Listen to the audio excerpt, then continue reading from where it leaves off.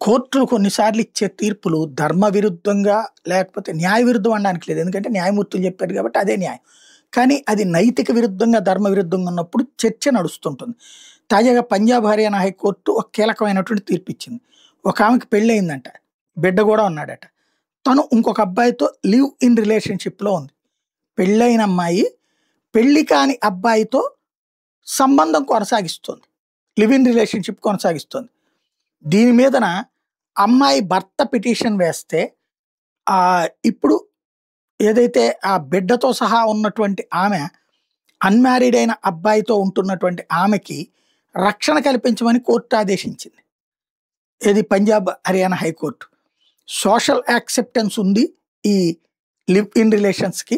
దాంట్లో తప్పేమీ లేదు అన్నటువంటి వాదనని ఇక్కడ తెర మీదకి తీసుకొస్తే అవునంటోంది న్యాయస్థానం.